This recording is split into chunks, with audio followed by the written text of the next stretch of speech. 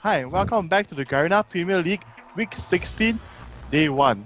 So I'm your caster for the day, I'm TeddyTibbers. And this is me, Pseudo. Great to be back. And as you can see, Pseudo shall slowly turn into Sona. Yes, right now we're reading his hair apparently. We try and move into position, but yes. Now we just need to fix the boobage.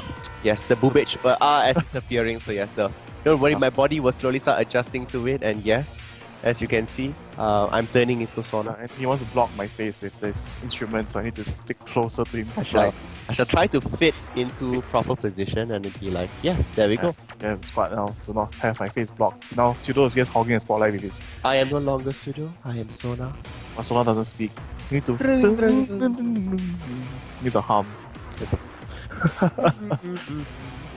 So anyway, for those of you who do not know why we are doing this, it's because during last week, we had the 50 likes thing for the video because Pseudo said they challenged you guys to like the video. So if we reach 50 likes, we will dress up as Sona during October, during Halloween.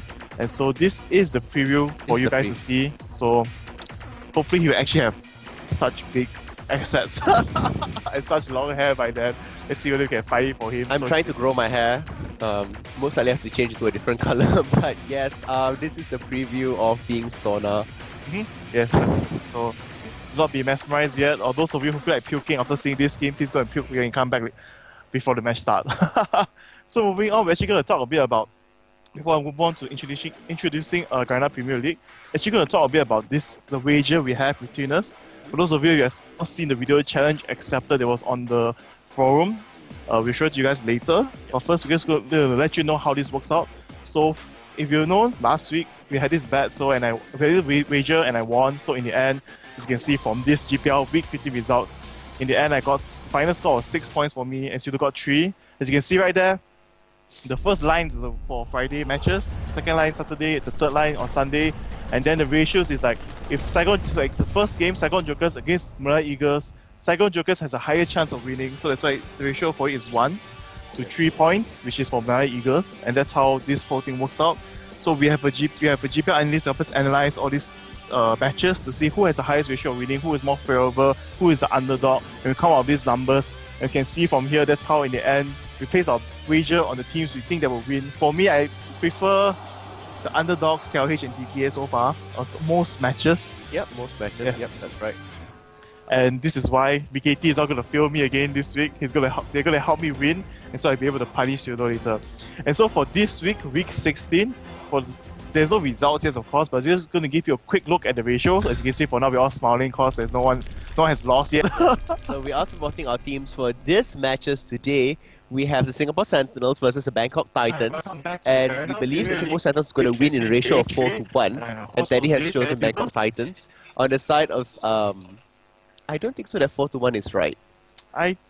I think it's right. Oh yeah, because it's supposed to be 2-8, yes. It's supposed to be 2-8, so you just round it up. shoot it down. And the second match is TPA Assassins versus Manila Eagles, so which is really great there.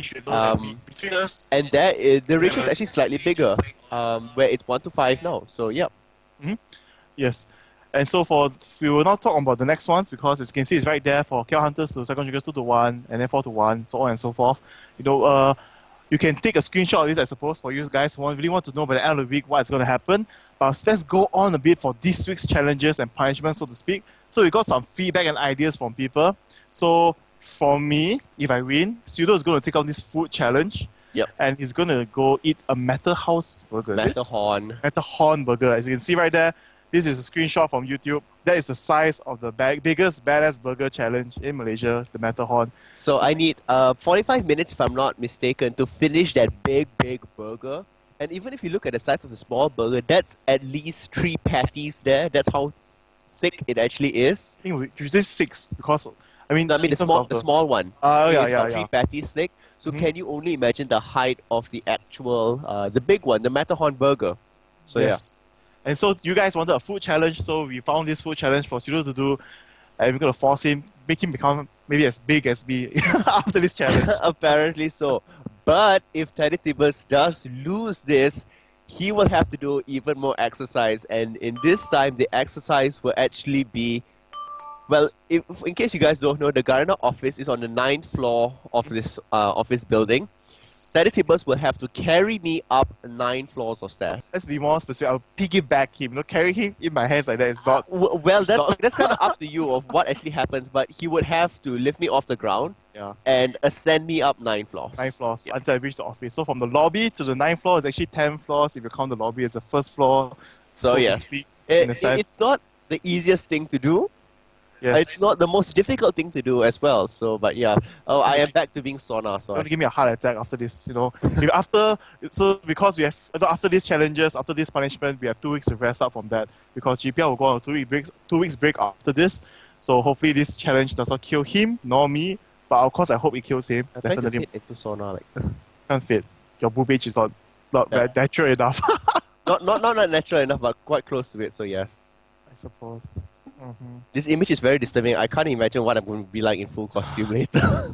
I think some people want to support you. Well, no worries. We are actually going to be talking about today's game. So in case of those who don't understand what GPL is Garena Premier League.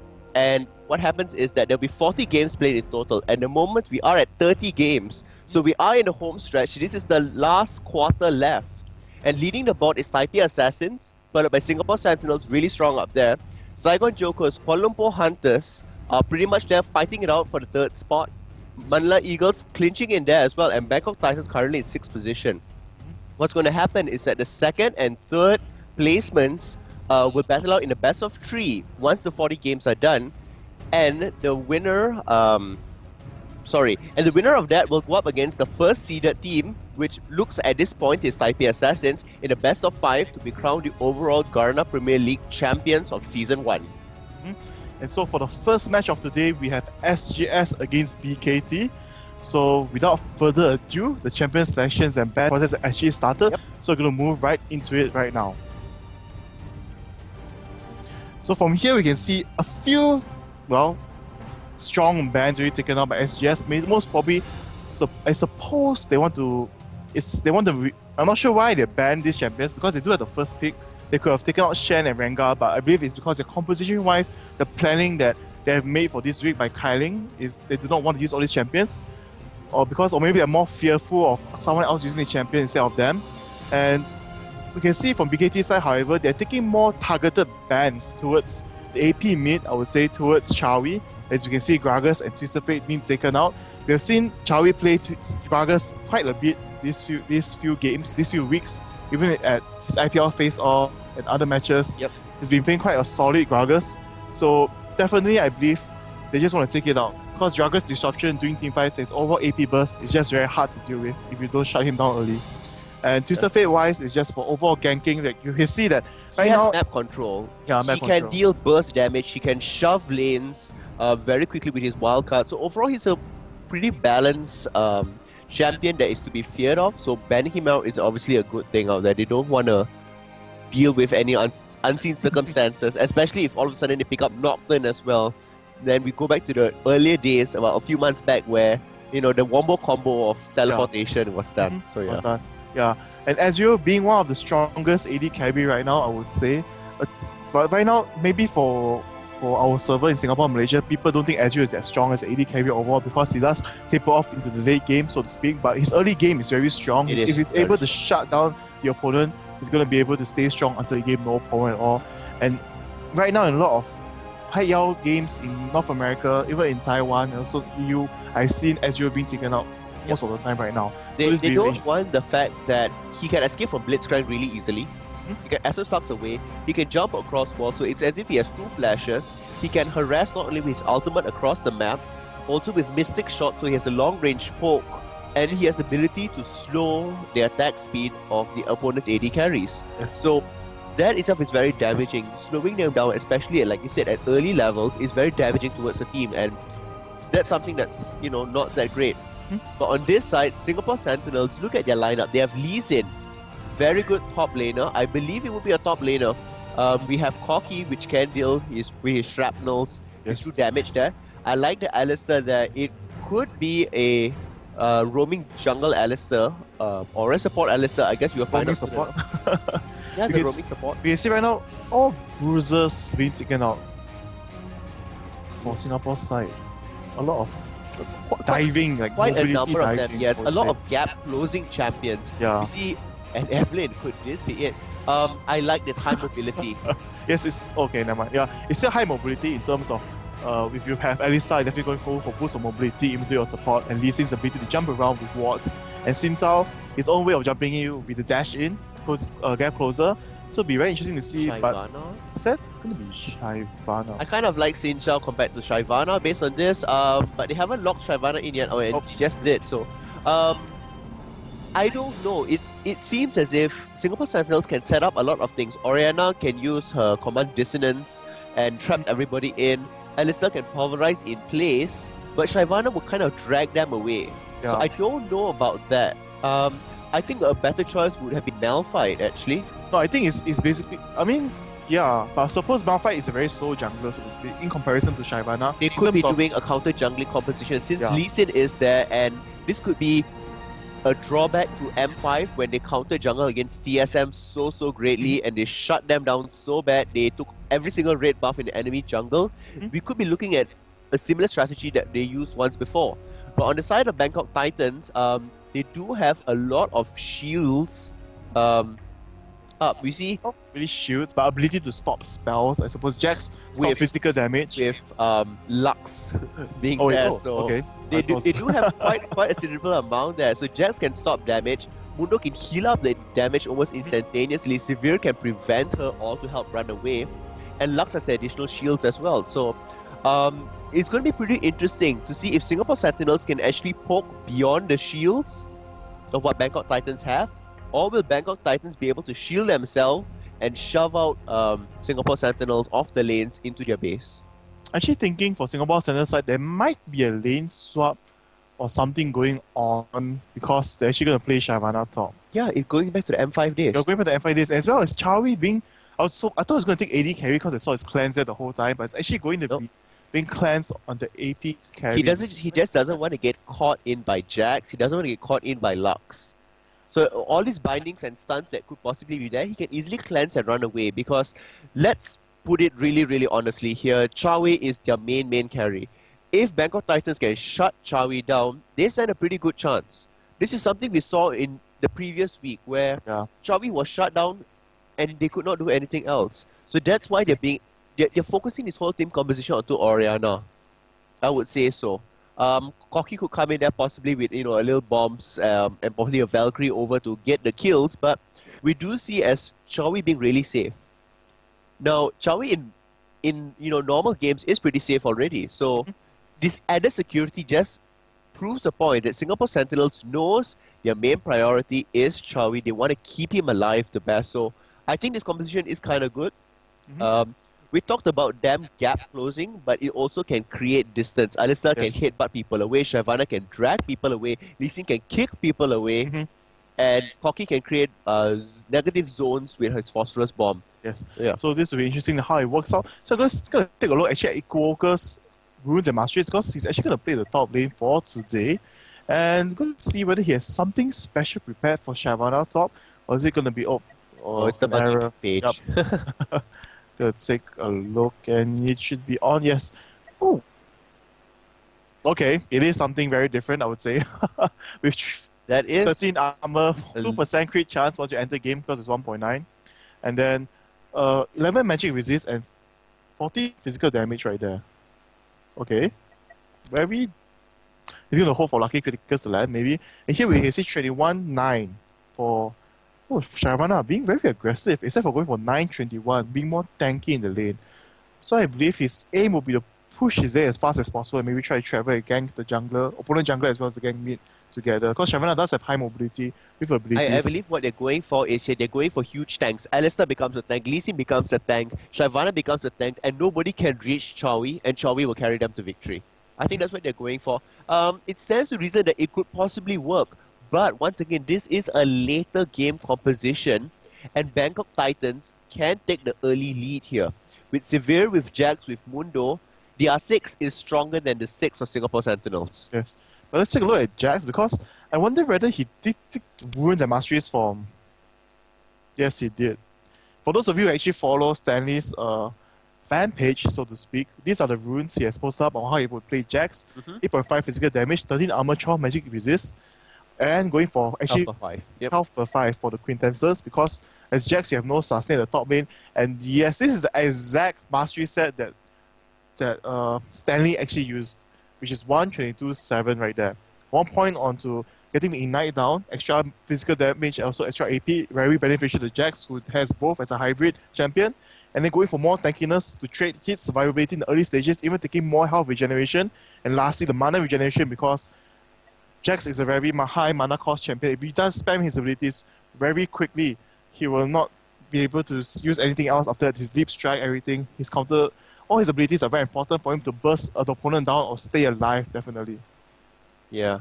So basically that's what's happening, and as we are about to enter the game, your predictions. I mean, I'm supporting Singapore Sentinels here. They do seem like a really strong team versus Bangkok Titans if they are able to carry it to the later game. Definitely Darkness on Alistair will be going for boots of mobility, so boots 5 there, be able to run around, be able to do lots of ganks. And I'm going to see the concentration onto mid lane and top lane. Yes. But overall, in terms of output at the end game wise, I would say BKT does have the advantage, because they still have Jax, and not only Jax, only that they have Mundo. Mundo being a, well, Mundo could be like going really, really strong tank and see what's happening. At the same time, if you go strong tankiness, his third ability still gives him a lot of physical damage, as well as Cleaver does percentage health damage. Yep. Right now, we're actually going to move into the game. It has begun, and everyone's moving into positions. Let's see whether they go for a counter jungle, or both teams are going to be very safe right now.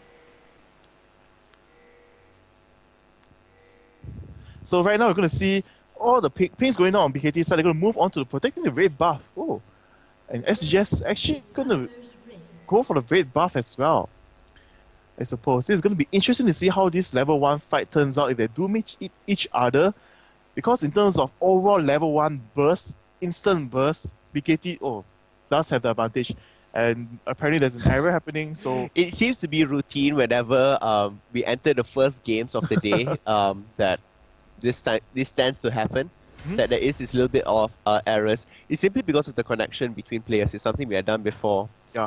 So basically, if we just talk a bit more about this game, in the early stages, we can see the early ganks. The early fights, if it does happen, I would believe that BKT does have the advantage because of Sirius Boomerang Blade. Nunu's may be Ice Ball taken instead of Blood Void because they are going to play defensive, and also Mundo's Cleaver. If he hasn't taken any abilities, they have the exhaust going down instantly with the Jax jumping on, or the bind of Leah landing using Lux.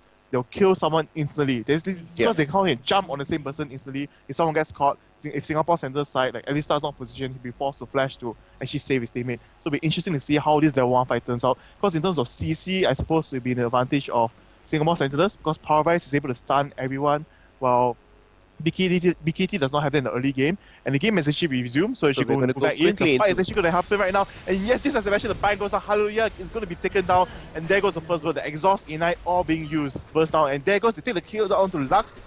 They flash right onto him to get the kill. Now they're all moving on to Shyvana, so Shyvana without flash anymore is definitely going down as well. It wasn't worth it to trade that. It's going to be 2 kills in the favor of BKT right there. 2 to 1. Jax both kills go to Jax actually, so Jax is going to have a huge advantage on top. Could this be the game where Singapore Sentinel comes back and makes a win? I'm going to take a look at Hallelujah. He hasn't learned anything yet. They actually didn't expect to see the opponent, so I think that was very badly played by Singapore Sentinels. They should have just taken the first ability, just taken the Sonic Wave, and then they check the whoosh. Yes, check the brush. That is the most important thing since you're going to go aggressive.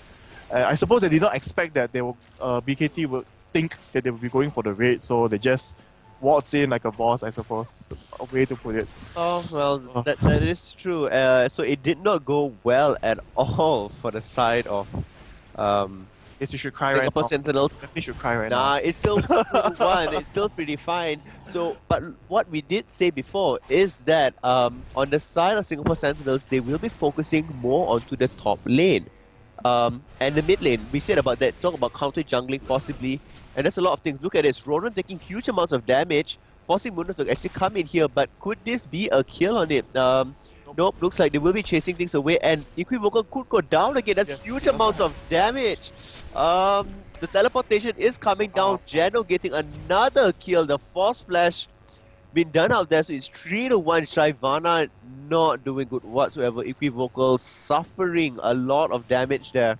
Oh, Oh wow, I don't know about that. Walker is gonna have a very tough time right now. He basically didn't get any CS at all because immediately engaged on a fight, and Jax does not need to return to base after that fight, just using half pots, and he's right now farming back CS slowly. It's right now it's gonna slowly snowball for Jax, which is what Jax really wants in the early game. Oh yes. You can see him at level 6, he's gonna be unstoppable unless 3 people gank him most probably. I mean, this is something else that I talked about, that pre-6 and even at 6, Bangkok Titans does have the advantage. But what Singapore Sentinels needs to do is that they just need to draw it out longer into the late game and then possibly do something there. Zara's possibly getting caught out there, but not enough damage. Mundo coming in as well, possibly for a gank, but he decided, you know what, I'm going to plant a ward and run away. And we can say for Mundo's itemization is going to be more defensive, actually getting the Doran Shield over going for Heart of Gold instantly. Getting the Ruby Crystal, going to be more tanky, wants to sustain more and gank as much as it can, I believe, right now. So right now, both sides, SGS should be more passive. They definitely need to be more passive. As Hallelujah, even is at level 3 right now because he took the Red Golems. Yep. But we can see that Equivocal right now is being pressured at top, at being level, or just becoming level 3 after so long. Right now, Jax is at level 4. That's almost 1 level disadvantage right there. It's almost actually 2 because Jack should be reaching onto 5. Oh, he just became 4. Oh, he just became 4. Sorry, I did not actually catch that. Mhm. But what's happening now is that it's not going great for Singapore Sentinels, but Chowie does have the advantage compared to Lux. He does have a little bit of the CS advantage, and you know, Oriana is completely fine with staying in her tower range and farming it up. She does have the ability to do that, so not all that bad for the side of Chowie, which, as we talked about, wanted to do something there. Once again, a gank onto Roran, forcing the flash onto Equivocal. The strike does go down. Cripple does go off, but they can't do anything there, even with Lee Sin having the red buff. This is so how much Jax is actually ahead at this point. Yes, and the additional health from Doran's Blade helps huge amounts. Definitely. So right now, we're going to see whether both sides, I believe one side of them is going to go for the early Oracle, and Mundo is definitely the one in the position to do it right now, as his team does have the higher advantage, and he is more tanky, so to speak, right now in the early stage, and we can see, wow, Jax instantly going back, getting a Ninja Tabi and a Longsword, going to boost up his damage and durability so much more, even if Lee Sin comes ganking later on, it's going to be fine. It's not going to be a pretty sight, let's put it that way. What Singapore Sentinels needs to do is that they need to do a 3-man gank on top, and soon. Definitely. They can't allow Jax to reach like perfect 6 and allow him to just do whatever he wants, because that's not going to go well for him at all. And right now we can see the creeps actually, the minions actually push towards from BKT side of the tower, top lane. This is going to be an advantage for Jax. He's going to just freeze the lane there. And Shyvana, being the aggressive laner, so to speak, unable to put out any aggression, will have no way to escape without the ultimate right there. If she does go out a bit too far, if Mundo just comes in for the gank, she'll be caught and she has to use a flash. But remember what happened last week when we first saw Roran appearing. He did not do all that much of a great showing. In fact, he was very criticized on losing out the top lane in his match. And this time, we see almost a complete different thing where he is actually doing really well.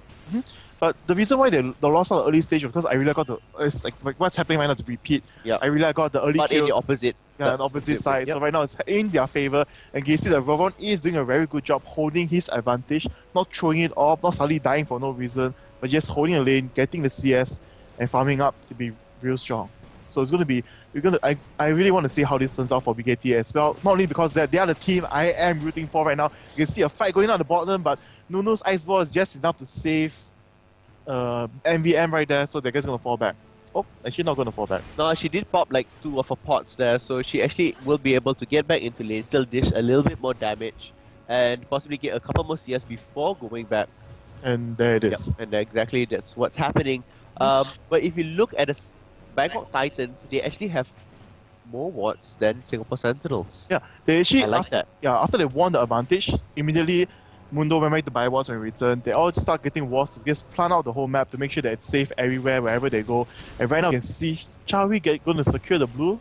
and he's going to see how well he can utilize this, I believe. Oriana with blue is the same like Lux, all very fast cooldowns and quite high bursts overall on both sides. Definitely there. Yeah.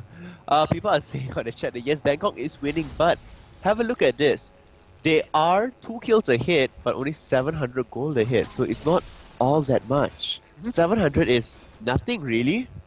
I mean, it depends because the 700 gold is on the top laner, so it matters a lot for the 1v1 lane, I would say, especially as the top lane because you are alone most of the time. So that 700 gold is important in terms of that, but not in the overall. But not in the overall scheme of things. And look at this. Once again, Hallelujah possibly getting caught out, and he looks like he will go down. Will the cleaver actually manage to go off? Darkness does come in to save him, but Jax will be jumping. Oh, the power rise. Nice.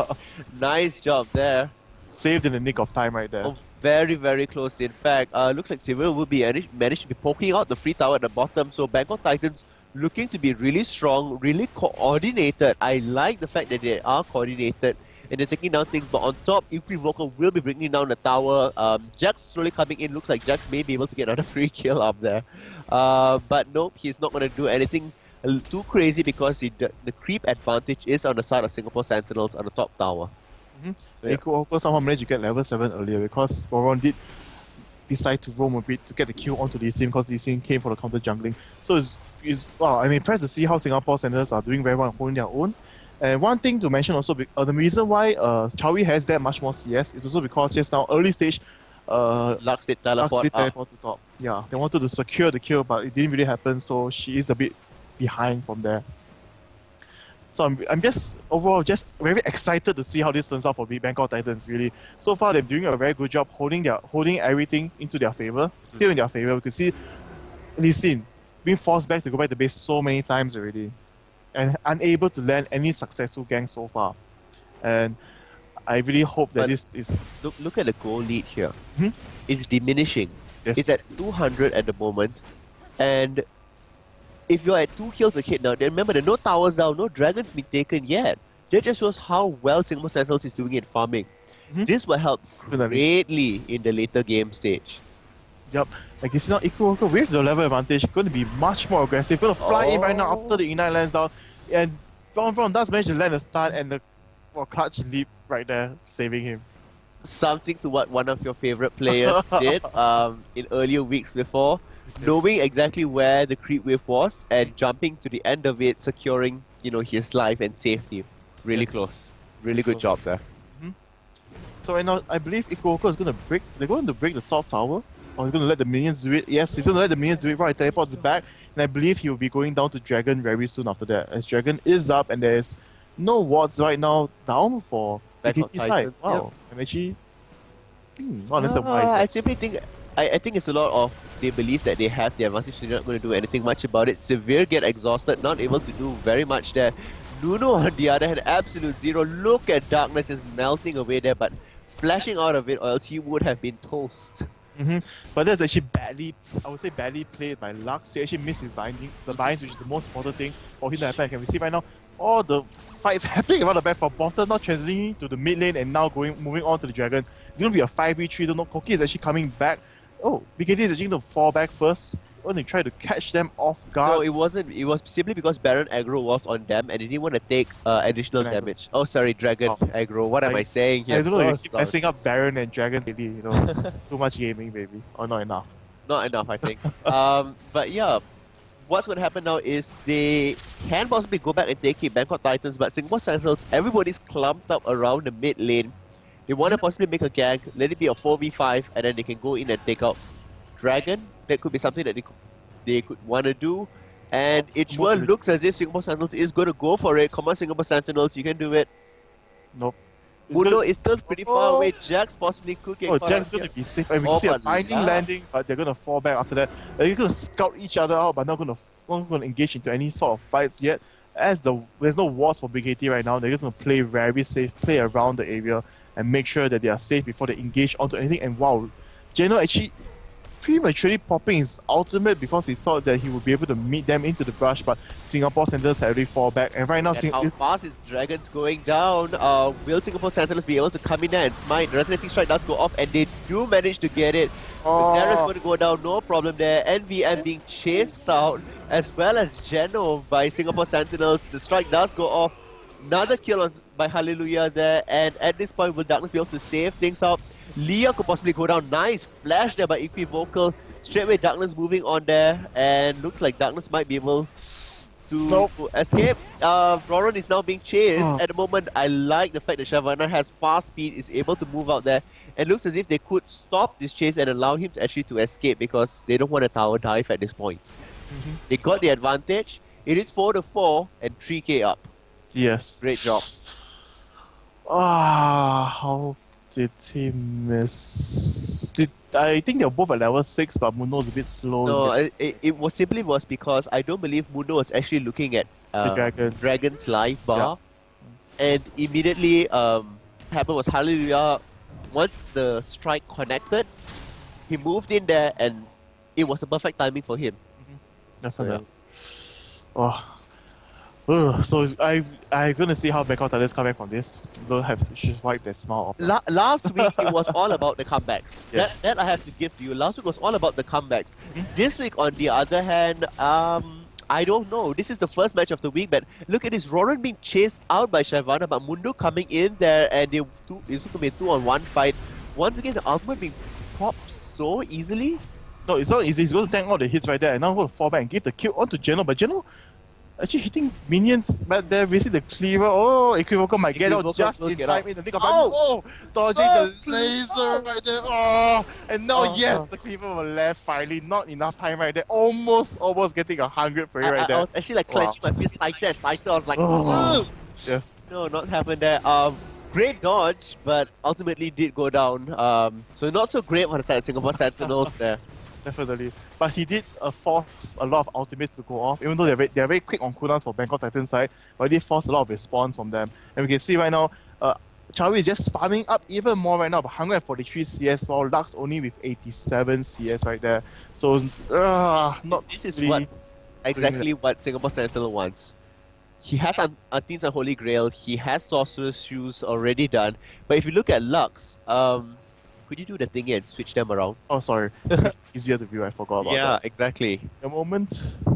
I like how Sally said Dragon not Baron. She's actually watching us and people are saying she's a grammar Nazi. Oh my god. Okay, this is yeah, so what's going to happen is that now Darkness, they did secure blue, so I like the fact that Geno is actually really low. Geno seems to be always really low. I don't know what's happening there. Mundo just loses his health for everything right there.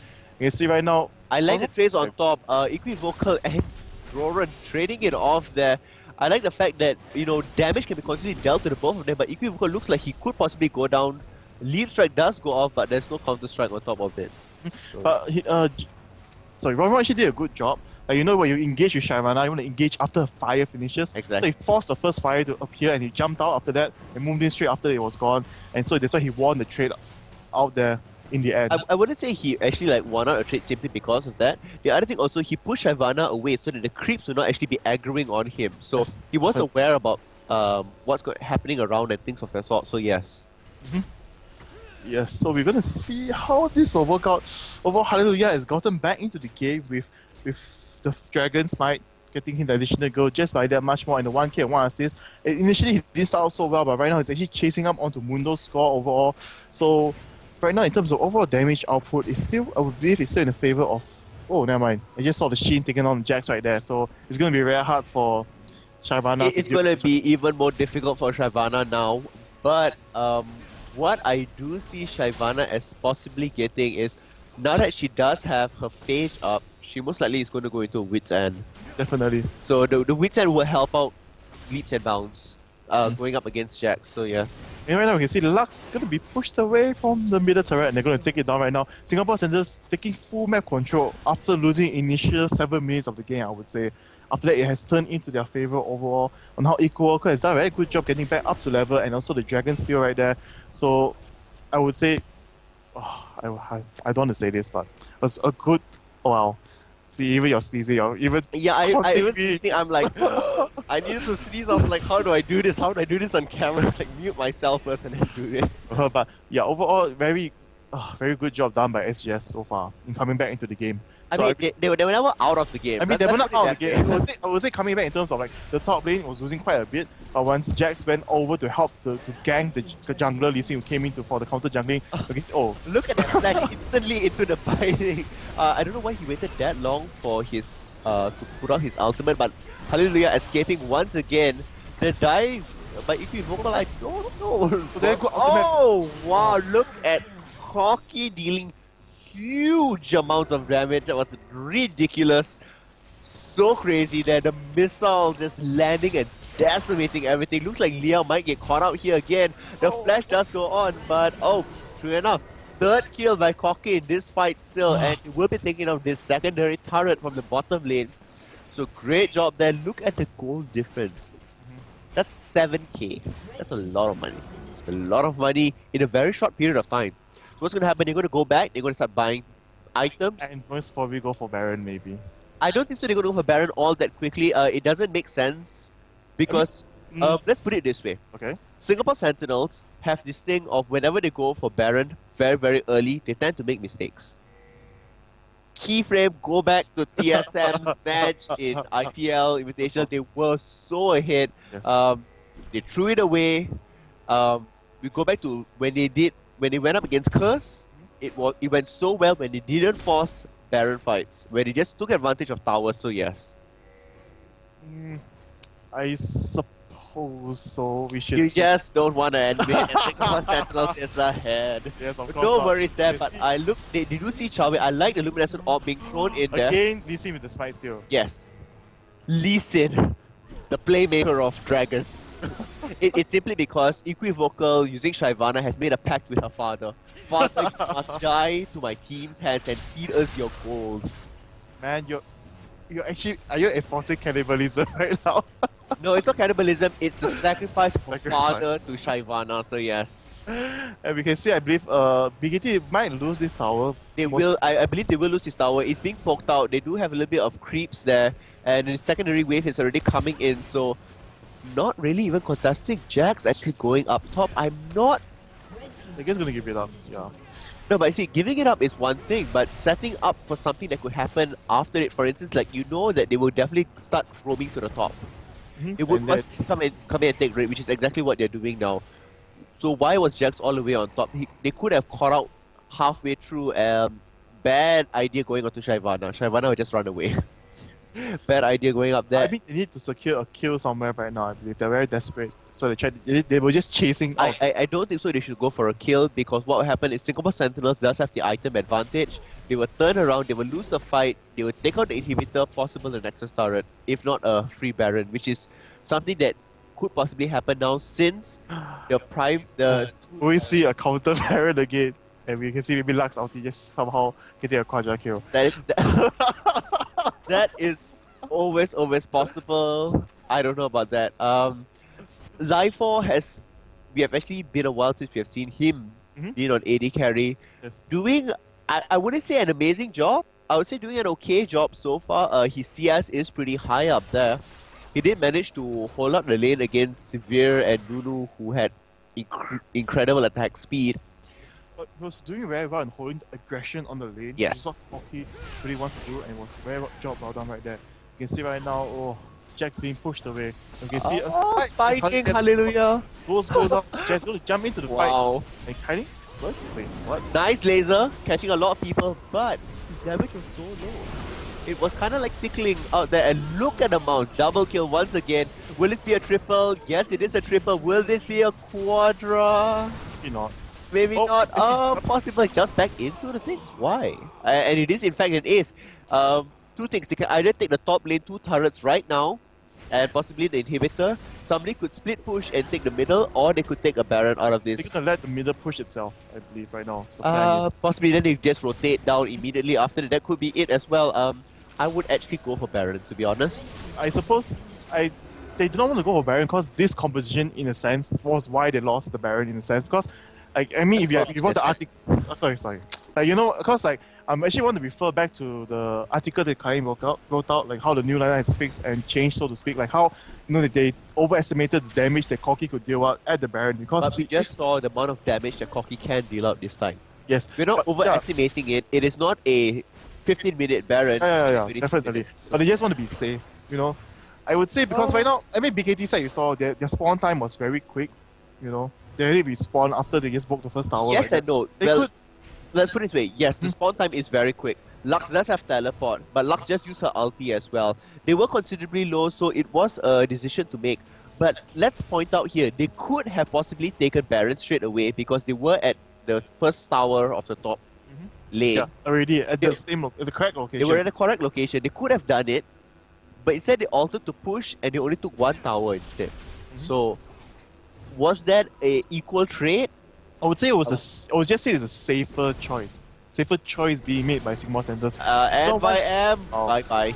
GG. Chawi now getting the kills, all this extra gold playing into him. He does have Revenant's death cap and Geno will go down. Not a chance. It's actually his first kill, by the way. Yep. And every single bite, his team play with Equivoker is phenomenal. But every time Equivoker jumps in, his metal ball is in range for the ulti to happen, always taking in 3 to 4 opponents into the fray. And he definitely knows the limitations of what's there and he likes to play with the limitations, so that's always a great sign. What's interesting to note is that even though this is only his first kill, he's just 2 assists behind on the support. So yes. There's a lot of extra gold that he got from assists simply by throwing his laser, by helping out shield. So did you just say throwing lasers when he's not throwing lasers? Lasers and throwing out his shield. Yeah, but you're talking about Orianna, aren't we? Oh yes, what? Yeah, so I'm like, I am so sorry. You're changing everything up so lately. Okay, today, so not throwing. No, you actually had a lot of mistakes, but I'm just not stating all of them out. I'm just wondering why you're. I don't know, is the lasers captivating you or Sona on your head too badly? Sona's not in play these games, so you can't pay attention. I don't know. No, it's not that.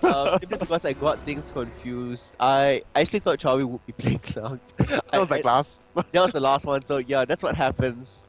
No worries, I shall rectify that. So it is signed a Singapore Sentinels 14,000 goal lead. I like this. Look how fast you're pushing on the turret. It's going to be no problem at all. Shyvana is actually one of the faster towers pusher with the twin bite right there. We can see. for getting another kill. Shyvana diving in, ultimate does go off. Leah looks like we're melting away. Zaras, what are you doing? Still hanging around there. Corki getting a few turret hits. Looks like Jax will be able to jump away, true enough, but the bottom turret will go down, no problem whatsoever. They will get this inhibitor. They possibly could rotate to the mid if they wanted to, but Shyvana is pretty slow. She doesn't have dragon forms up, and Jax could be doing something. Could Jax be jumping in? Yes, he does jump in, but it's caught by the power rise of Alistar right there. The exhaust goes down, the knockback goes, and he jumps onto Sivir at the nick of time, but nope. LY4 still gets the kill, moving on to Sivir right there, and they will take down this inhibitor tower. I like that immediately they're pinging onto Dragon straight away, so this time they will not be stealing Dragon, but they will be going for Dragon. Will Lux Laser actually be able? No, I don't think Lux Laser right now will not have enough damage. Let's just take a look. Right now, Shuni is able to deal 400 plus 104. Let's just 504. And the smite damage is actually more than 600 at this point already. Yes, right now it's actually 745. So it's going to be unless suddenly he just decides not to smite because we're going to go for Baron after this, then Lux might have a chance. But that is highly. But Lux is really far away. It is another Dragon for the side of Singapore Sentinels. I don't know what's even Baron and Dragon today. Look at the goal lead. It is almost stunning 1,000 already. Yes. That's a staggering amount of goal, to be honest. At 26 minutes, it is 18-8. That 10 additional kills and all the additional assists is there. I would love to see Guardian Angels being bought. On to who? Onto the side of Singapore Sentinels. It's not needed, so to speak, I would say. But of course, right now, if you see the team fights happening, the only squishy one right now is Chawi. And he's always getting dived by Jax. So by getting Zhonya's, he will be able to survive better instead of Guardian Angel. The whole reason why I want Guardian Angel is, oh, look at that. Instantly getting caught out. Darkness does go down, but everybody else is very, very low. Murugo, what are you doing? Yup, Lifewood gets another kill. It's legendary already. That's 11-0, 12-0. Could it be? Oh, nope. Alia does get it. 11-0 Cox. And they're not even going. I think they're not going to go No, for they're Baron. not going to go for Baron. They can actually go in. They can do huge amounts of damage. They can bring down possibly the 2 other inhibitors. Or they could bring down this inhibitor because bottom lane's already pushing at their turret. So the turret will start to chip away. Nexus, but not break it yet. I don't know. It depends on how fast you're taking it down. This is going down really fast, actually. It's actually going to go down very fast. I mean, in the next 5 seconds. Possibly just go for the turret straight away and leave out inhibitor. And this is what Corki is already doing. So most likely one turret will go down. Possibly the second one, I don't know. Jax is just coming up now. It looks as if they could distract long enough. They definitely can, because the super minion is just too much for them to handle right now for BKT side. I would love the fact if one of them were actually focusing on turret. Nice laser hitting everybody, but just not enough damage. And you can see right there, Oriana's ulti once again making the fight. Very, very well placed there. I mean, it's to be expected from Chowie and Singapore Sentinels. He is known for his unconventional plays. He is known for his huge deals that he can do in assisting out in a team fight. Just look at things. Alistar and Oriana has the same amount of assists. That just shows how present these two players actually are. 20 out of the 25 kills in the deaths, they had been there. It's just amazing. We see how Chawi is controlling the ball throughout the whole fight. He's actually moving it very well, shielding his teammates, making the ball closer into the range he wants. And there he goes. There goes the GG right there. Well played. 2 points. Pseudo right here. Right here. 2. Oh, we should change the ratio. Yeah. So it's only 1. Okay. 1 point. Good start there for the side of Singapore Sentinels. I like that. So yes. No, I don't like that. It's amazing to see the total of 11 kills on Corki. That was huge. Yeah, definitely. Assisting them to come up there. I was actually quite happy to see Awai fall back because, I mean, I would say maybe in GPL he might not be the best AD carry out there so far, but he has been the most stable player in terms of as AD carry the bot lane for SGS. Yes, for SGS, yes, definitely. I mean, before SGS was actually formed out, Life 4 was actually known for a very, very strong AD carry on the rank ladders and things like that. But let us just see how strong he actually was. Let's look at the scores right now. Here we go with the 11 kills, 0 damage, 0 assists on LY4 for this match. 11-0-10, that's huge. 13k, now we look at Chowie, he didn't have the 11 kills, but he did have the 21 assists, and he's at 11.8k, not far at all. And the lowest goal, which was on Darkness, at 8k, is still higher than Roran's 7.3k. I say that Roran did a good job on top. Definitely props to him. It was a good job there. At the bottom lane, they lost out quite huge. They weren't able to contain the aggression from Life 4. But I believe the main problem though was the mid lane. The Lux for, MVM, no, sorry, not MVM. Yeah, for BKT side. Then he missed out a bit too much on the CS by teleporting around, but he didn't land any kills or assists at all. Yeah. That pushed him back quite far a bit. And the early stage right there, then this is when I think they had the wards down very well for BKT sides, but they could not land a kill on Lee Sin as well. And Lee Sin got away. And Jax wasted so much time from the top lane, trailing to the jungle, to the mid, going a bit too far, and only traveling back to his top lane while Shyvana was just farming and pushing as hard as she could. Or maybe as he could as EQ Walker, of course. Yeah. So to farm up and got the level back, got back into the game instantly after that. So everything was very well thought out by SGS, I would say, for this game. Like how they planned to make this early disadvantage into their favor, so to speak. Like give props to them, even though I did not support them. Well, no worries there. So we are going to go into a slight commercial break right now, and we will see you guys back. In fact, we'll be here during the commercial break. We'll be talking over the commercials, but the next game would start in about 10 minutes or so. So this is me as Sona once again. Trying to put the boobage into the correct spot. Into the correct spot, but yeah, not to worry. Yes, the next game starts soon, and oh yes. Yeah, soonish. And we'll be going into commercial break right now. Yes. Oh, and this was actually last week's challenge. And the punishment, so here you go. Welcome to Challenge Accepted. My buddy here, Pseudo, is going to explain how this works. Basically, what happens is that throughout GPL, for every weekend, Teddy and I will have bets on which team will win. It actually turns black and once at in a the while. end of all 6 matches, his face actually the reflects the light winner quite well. will get to The punish editing the side loser. was quite troublesome. The punishment is decided Yeah, the by editing part was quite the difficult viewers. simply because the light was So let the reflecting the challenge chroma key begin. colors out. So this was last week's results.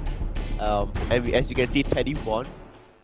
So for this week, And week this is the one, punishment. for Pseudo, he's going to carry me for 20 Me seconds. giving you some support, so saying gonna how enjoy this well I'm break going to his see you get punished, and showing you So that you're just for strong. this time, I gave him the Beyond Godlike shirt to give him some Actually, I should wear the Beyond Godlike t-shirt. Should have worn it today. power. And you can carry me now, you know. Oh my god. Show them how it's done. How to carry the bear. Yes, I'm flying in the sky. 3, 4, Flash our height so you can see the 5, numbers. 6, 7, Motions. 8, Hope you 9, try hard. 10, Just look at my legs quivering like, oh my god. That's why I'm shaking now. I was like, oh, holy. To be honest, at that point in time, I was like, holy shit, oh my god, stop moving, stop moving. That was the only thing that went through my mind. And as you got off, I was like, I actually felt my back like crack. It was like, How do you like It's okay, that? so I had to carry you in the end. Or you. Leave your comments on our Facebook Yeah. and YouTube page Don't to decide the next punishment.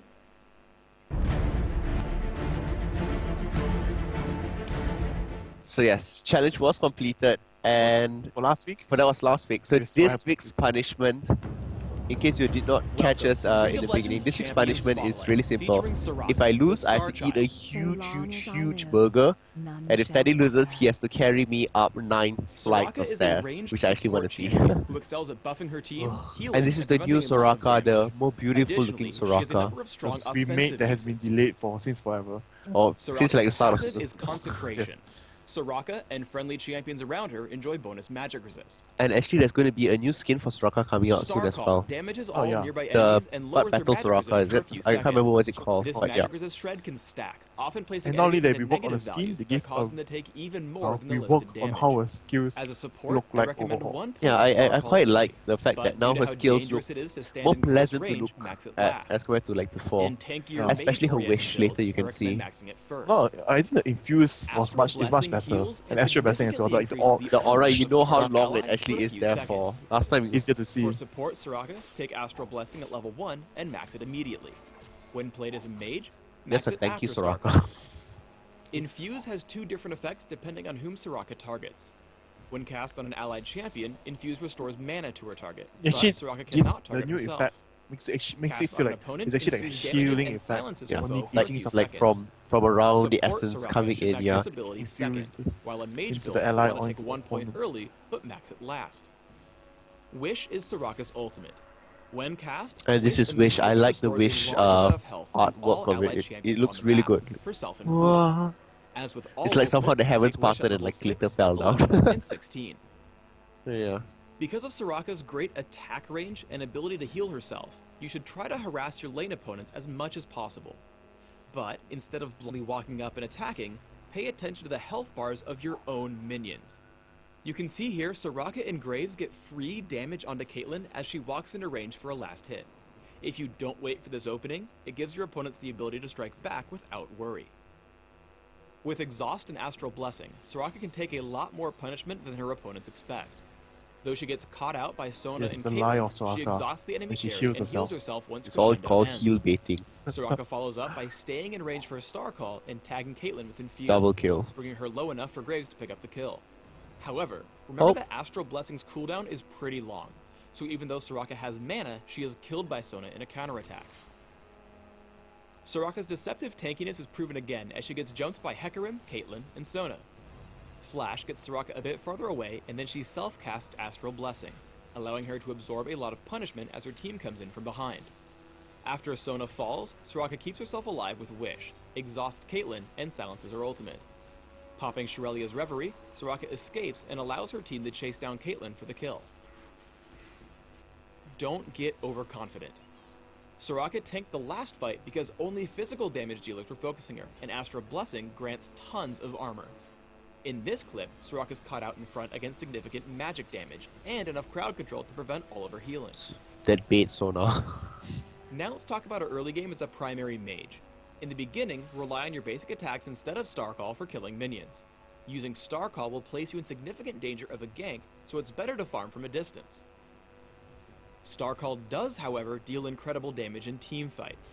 Soraka follows as Lee Sin charges into a fight against Skarner and Katarina. Summoner Heal just barely keeps Lee Sin alive, while Starcall begins to wear down the health bars of her enemies. Heal, Starner Soraka, falls dangerously heal. low, but a last-second Yes, shield Starcall and then infused. flash keeps him from dying. When fighting in direct champion combat in lane, a mix of Infuse and Starcall tends to deal more damage than your opponents expect. As Katarina dives in on Soraka, the silence from Infuse prevents her from doing anything further, while Starcall continues to take down her health. Ultimately, Soraka is able to drop Katarina to about half without suffering almost anything in return. One fun trick when pushing as Soraka is to wait until an allied cannon minion takes some damage from the enemy turret. Yeah, then that's the target it new with Accurate artwork Blessing. actually for The blue and combined red. heal and armor buff make it significantly stronger. Because this is at taken from the damage. BBE actually. Soraka has to manage all her abilities well So, yeah. in a late-game teamfight. First, she quickly interrupts Katarina's Death Lotus with Infuse. Second, she constantly stays in range to land Starcall, dealing significant damage and assisting Rumble's damage output as well. Third, after the opposing team counterattacks, she makes sure her full team can benefit from Wish, keeping Rumble alive until they can bring down Caitlyn. The continued use of Starcall and Infuse at this point serve to bring Sona extremely low and take down Caitlyn in a one-on-one. Astral Blessing completely shuts out Caitlyn's damage Oh, output the AP before she turns Soraka. to grab Sona and then move on to Skarner. Flash Oh, and the damage Exhaust from AP keep her out of Soraka. Skarner's reach as Starcall continues to drop his I like health bar, and picking the up fact an that she ace has with Wheel only of the 2 deaths Ancients on her actually. side. Because every time she Let's Starcall break she down 2 heals. example builds, a typical support and a solo lane mage. As a support, I recommend building early gold generation, adding in auras to help your teammates, and finally a splash of ability power. As a mage, try instead for 40% cooldown reduction, a healthy dose of durability, and a bit of ability power. As a called the support, shake your try ass. armor marks, armor seals, cooldown Dance by reduction glyphs, Soraka. and gold Not belly generation dancing. quintessences. For a more offense-oriented build, take magic penetration Maybe we marks, should make Teddy mana do this regeneration as per level seals, the following cooldown week's reduction per punishment. level glyphs, and gold generation quintessences. Take 8-0-22 masteries as a support, with cooldown I like how reduction they on don't take offense, magic plus pen mana, instead. gold generation, and more cooldown reduction utility. Apparently, Mages experience- should consider Not that knocking here, 21-0, I mean, that was the focusing on magic support. penetration and offense, mage plus support, cooldown but reduction I and general would not durability in agree defense. as well. Almost any build with Soraka will This want is to a matter take of flash, preference to as see she has whether no how other much way you actually want to escape do in it. fights. Yep. Yeah. Aside from that, support Soraka with Exhaust will be able to weaken threatening enemies, while a solo lane Soraka should take Yeah, if you heal, take heal, you have because a she wants triple to be the heal. last champion standing in a fight That's why you as buy she relies on executions Starcall calling stats. and you execute Soraka. For support items, I recommend So opening actually, with that's a my Fairy favorite item Charm to plus counter multiple Soraka side when I wards pick AD and carry one as or a more health opponent. Yeah. potions. Execution really Upgrade quickly to a does do Philosopher's it really, Stone really and Heart well. of Gold before adding boots And of if you're speed. playing against an AP If you can Soraka, grab just it buy before about Morelos and 15 minutes in, Cage's do lucky the pick same will also effect. set you far ahead. From here, start adding in items that will help your team at large. I like how they such still as go for Shrelia's Heart of Reverie, Gold instead of Philo Aegis of the Stone. Legion, Locket of the Iron Solari, and They Zig's actually Herald. recommend, yeah, actually Finally, recommending adding 3 Rabadon's Death Cap at the very GP5s, end will which is increase quite the interesting potency to of your know that heals, keeping your team 3 alive GP5s longer. doesn't translate all that well. For a more Depends if you're carry-oriented doing build, very start well with early boots game. of speed Maybe and for health Soraka, potions, because you adding really in a don't need that much Philosopher's Stone items early. in the Brush early your start, Rabbit I would Aegis, say, upgrade because to of your defensive heal, boots, and your start on passive Frozen Heart. magic resist. From here, adapt This Yeah, I your give mean- build. you Riley's Crystal sufficient. Scepter, Abyssal uh, Scepter, and Rabadon's It Death does give you Cap quite are a great quite a options bit, to increase that's your for sure. durability But and damage to output. get 3, I don't know how well Thanks for tuning one in can to transition out of Soraka it. It's not that Champion everybody Spotlight. can Please transition subscribe out to of it, that's for Riot Games' sure. YouTube channel above and leave us But your yeah. comments just below the video. And so that was the Champion Spotlight, and that was the advertisements. So now we're going to come back to us, and we were going to be explaining to you all a couple of new messages. I have no idea. Okay, so apparently someone stole our announcement paper. Wow, it's actually missing. Well, no worries there. We have it memorized already. Says him. Says me. So yes, on to our first marketing message that we need to actually come up to you guys. Is the first one, which is the Halloween surprise share and win contest. And basically what's going to happen is that whatever is shown on the Garena Facebook page, the Garena League of Legends Facebook page, you just need to randomly share it and you can win. But it starts off on the 1st of October, so wait till the 1st of October. Don't start sharing it now. You can if you want to get your friends and everybody else. And on the 1st of October till, well, it's going to be pretty long. We don't know when the closing date actually is. So just go out and start sharing. You can win champions, skins, possibly IP, possibly a date with GMBB. We don't know. The prizes could be a trip to, I don't know, TeddyTibbers' house. Or maybe the prize is actually to have experience the punishment Pseudo feels every day in Garena office. Well, maybe not that, but the prizes that we are giving away randomly to people that do share it will change based on every post. So yes. each post may have more. We could maybe have 100 winners. We could maybe only have one winner, depending on the prize and depending on how much you actually share. So Yes. the more you share, the more the bosses will be happy, and the more likely they will start to give away more and more things. So I do know for sure that there are champions and skins, and there could be additional things as well, like I said, like IP or perhaps RP, even maybe legendary skins. I don't know, skins that maybe could not have been gotten from before. It could be Halloween skins that are only seasonal. So go out there, share, and win. But wait, 1st October. Yes, 1st October is when the event officially starts. So do be patient and do wait till then. Yep. Do read the rules. Yeah, read out the rules. It is Calculations, first. all that stuff. It's all basically there. So yeah, so just coming off the break, I am Pseudo and this is TeddyTibbers. Our name just popped up there. In case you do not know who we are, people are asking on the Singapore channel, who is that white guy that's there? People are asking, and people even showed in the League Episode 2 video where there was this white guy talking and it's like, is that him? People are obsessed to find out information. So the information is all there for the share and win contest. Go read it. You have a couple more days till the 1st of October where you can start to win. Yes. Our next thing is actually the second phase of The keep calm area, nice. I would say. Not be nice. Right now, you it's don't going have to to be be nice anymore. No, not saying that. Don't listen to what I say. Still be nice. Yeah, still be nice. Don't listen to him. But this is the second phase. After you be nice, now you should fear not. Which is the keep calm and fear not, where you'll be able to win more RP and more skins, definitely. This is actually stage 2 for our Keep Calm campaign, I would say. And so it will be from the 29th of September Till the 21st, to the 21st of October. So you have almost another month for this whole entire event. And so More RP. and more RP more and more skins to be won, definitely. So as you have known, we have really given out the 300 Vancouver Amumu skins actually. So for those of you who have Amumu, or you need to have, who got the skin, if you don't have Amumu, you can't really see that you own it until you have bought Amumu. Yeah. You actually can see if it's on the free to play week, of course, but then you won't be able to use it at all because you not own the champion. So for those of you who think you might want it, you don't have Amumu, go unlock him right now. Amumu isn't all that expensive, and if you want to know how actually the Amumu skin looks like, in fact we did show this on livestream yesterday of how the Vancouver Amumu skin looks like. It looks pretty cool. He has 5 different colors on him, and his graphics actually looks pretty badass. Yes, yeah, definitely. And so for this next stage, we'll give out 25 RP and 400 additional Amumu skins for those who plays 30 games and above with 4 reports or fewer this time. So before this was 5, and now it's 4. And don't be afraid of playing alone. Definitely don't be afraid of being not familiar with the game. Ask your teammates in forum for guidance. Our forums are there to help you. And don't be afraid of troll teammates. Talk to them, motivate them, and win the game together. So sometimes some trollers, they really you just need to talk to them, and they'll just you never know. No, let's put it this way. There's no point you're scolding them because scolding will go to nowhere. Arguments lead to nowhere. No, it's just scolding them will encourage them, I would say. Yes, scolding them encourages them. It doesn't move in a positive way. So actually talking to them and it'll be great. So we are going to move into Champion Select right now. The bans and picks are actually up and we will be starting this game. In this game, we have TPA Assassins versus Manila Eagles. And in this game, I will be taking the side of Manila Eagles. And TeddyTibbers will be taking the side of TPA Assassins. For this game, it's 100% sure.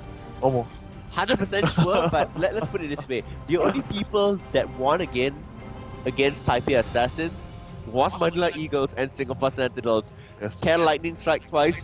That was proven that lightning can strike twice already. So, could we see a happening of it again? I don't know, but yeah. We'll just see how this turns out. So right now, as the band champions on TPA side, it's actually wow. Very, very, very early Rengar being banned out as the first ban actually from the side of Manila Eagles. That's how much they actually fear Rengar from TPA Assassins. Well, let's put it this way. Stanley plays a huge, very dominating top lane. yes. Giving him Rengar who can sustain in lane for huge amounts of time, really extended periods of time without going back, is going to be a big no-no. Yes, definitely. The first band out there, very spot on. The rest, I would say, are pretty standard. I'm not sure about the Maokai band though. I mean, it most probably has to do with TPA strategy overall. It's for the last band because Malphite and Edge. Promote. I saw the promote already, but I'm just not saying anything yet. So for the bands, the Malphite Edge is actually the typical bands for TPA right now. When I see them play the other matches, overseas matches in other places, they generally take out Ezreal right now because Ezreal is really one of the dominant AD carries, as we explained in the previous game. So they just remove it off from there. And then for Malphite's side, Malphite is just really strong in terms of not just a top laner, but in the jungle as well. It could even be a mid lane AP carry, no problem at all for Malphite, because his first ability and his ultimate does stack with AP. The AP range is quite high. So Malphite is a very versatile champion, but most importantly, his ultimate, the Unstoppable Force, is really unstoppable. Or unless everyone flash away from it at the correct timing, then there'll be a different story. A lot of people have been doing that recently. We did see Harshot nearly jumping away in time. We did see I think it was Afro Mu as well who did another very, very clutch escape. So people are knowing the timings of it. Oh, in fact, it was one of Taipei Assassins that actually did that as well. Yeah, so there are a lot of people that are doing it. It's actually not that hard to dodge it. If you can see it coming. Yeah, you really need to pay attention to it very well, and you can hear the sound. Because before it actually lands, it's like a train sound, you know, the sound, once you hear it, you just flash away very quickly. Yeah, for those of you with very quick reflexes, or if you're very concentrated on the game, you most probably will be able to do that, no problem at all. Especially if you have the 3D sounds on where you can listen whether it's coming from your left or your right as well, that will help. That will help a lot. And we can see right now the picks Vladimir being taken down. We had seen we know that Vladimir is a famous champion for Stanley, he's one of his strongest champions, but Toys did play a very strong Vladimir mid the other time. In fact, yeah, it can go either way at this point. Mundo is there. Mundo could be going top as well. We did see that Tofu did use Mundo before, but Tofu is not playing. It is Taipei Assassins. On the side of Manila Eagles, though, I like the Jace that's there. It looks like we'll be locked in. I like Jace against Vladimir simply because Jace can escape in a way. He doesn't need to be fighting in melee range. Anybody who fights in melee range within Vladimir is going to get sucked up in his tides of blood. And here we can see Vladimir is actually going to be the mid lane champion, I believe. And it looks like it's going to be a Riven top. It could be a Riven jungle as well. People have seen that. But it looks like it's most likely going to be a top lane, and looks like it's going to be Mundo jungling. So Mundo jungles are really strong at this point. I would love to see a Nidalee. You can see Stanley randoming. He's going to pick a random champion. Maybe countdown locked in. It's a locked in Jax. It's locked in Jax. So we see another Jax, and we did see Stanley use Jax before, and that was amazing seeing him jump away out of many things. Amazing. What will Jace do about this? I don't know. Jax could jump to Jace, Jace could smack him in the head and go away. Yes. So based on what I know on how Stanley will play, he will not use a leap strike to actually jump onto Jace at this stage. And yes, I like the fact that Saley said Sona is awesome. Yes, I should put on my Sona skin after this and be like, yeah, go Manila Eagles, I'm supporting you guys, and you guys are supporting me as well by using Sona. Sona and Graves is not actually that strong. It isn't all that strong. They do not synergize that well overall with one another. But in terms of having strong pokes, they do have it.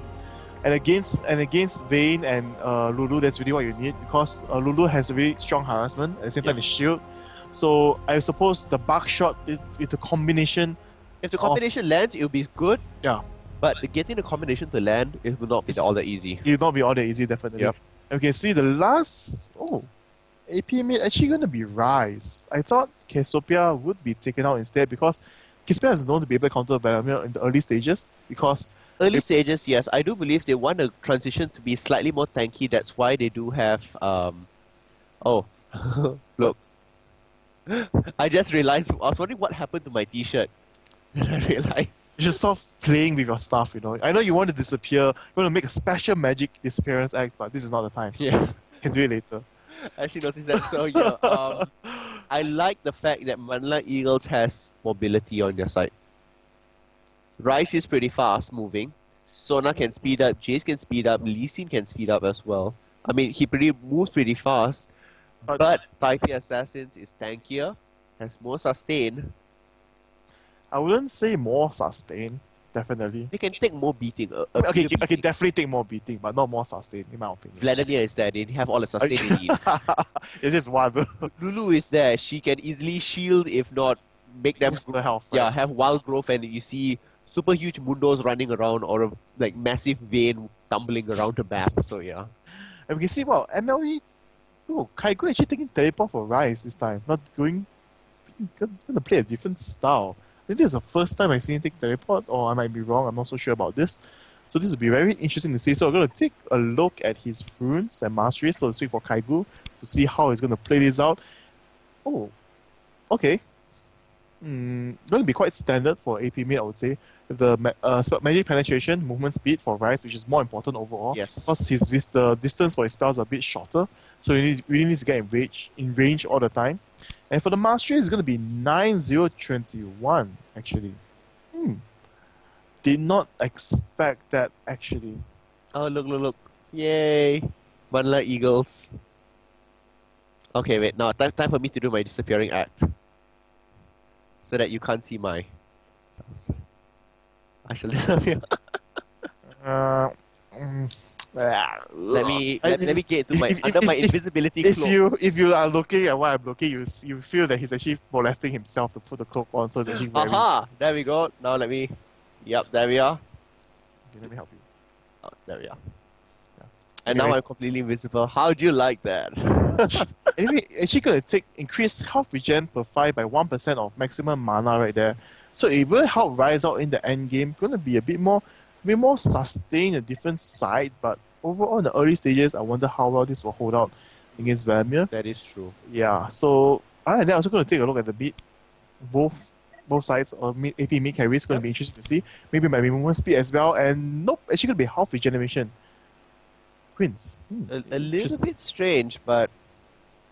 I suppose it does give you the extra sustain because, I mean, not from transfusion, but from using Tides of Bloods in the early stages. Yeah, that's helping out a bit. And we can see right here, it's going to be 21-9. Oh, not 9-21 instead. A lot of Vladimir players of late, they do take 9-21 so far I've seen, instead of being more aggressive. You can see right now, TPA has been taking a lot of demolitionists. I'm not sure is that actually a word?